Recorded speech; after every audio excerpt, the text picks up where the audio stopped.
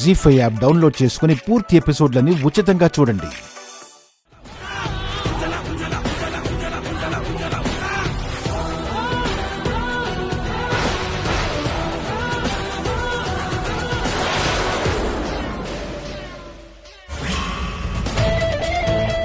అవునా?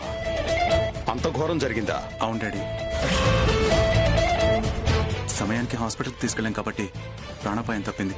అంటే వెనక ముందు ఆలోచించకుండా ఐశ్వర్య తీసుకున్న నిర్ణయం వల్లే ఇంత జరిగిందన్నమాట. అవును మామయ్య గారు, ఉద్యోగం పోయిందన్న బాధ కన్నా దొంగతనం మీద పడిందనే అవమానం తట్టుకోలేక రత్తమ్మ ఆత్మహత్య ప్రయత్నం చేసింది.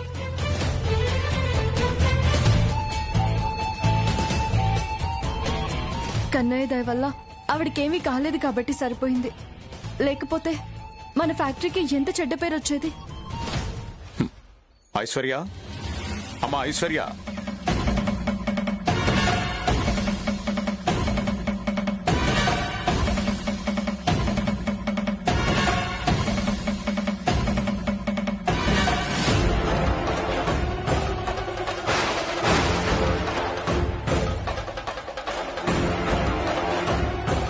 ఏంటి ఐశ్వర్య ఇది?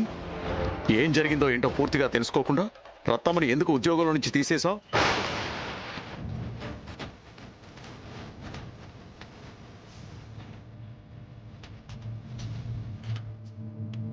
అంతకంటే ఇంకేం తెలుసుకోవాలండి? స్టోర్లో ఉండాల్సిన స్టాకు రత్తమ్మ ఇంట్లో ఉంది అంటే అర్థమేంటి? తను దొంగతనం చేసిందనేగా.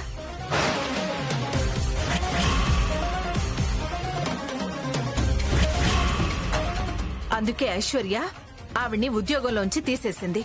అందులో తప్పేముంది?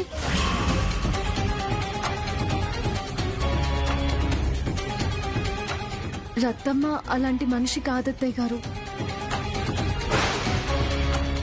తను చాలా నమ్మకస్తురాలు. తనకి అలాంటి దొంగ బుద్ధి లేదు. ఎవరి బుద్ధి ఎప్పుడు ఎలా మారుతుందో ఎవరు చెప్పగలరమ్మా? బాగా చెప్పారత్తయ్య. ఎవరి బుద్ధి ఎప్పుడైనా ఎలాగైనా మారొచ్చు కదా.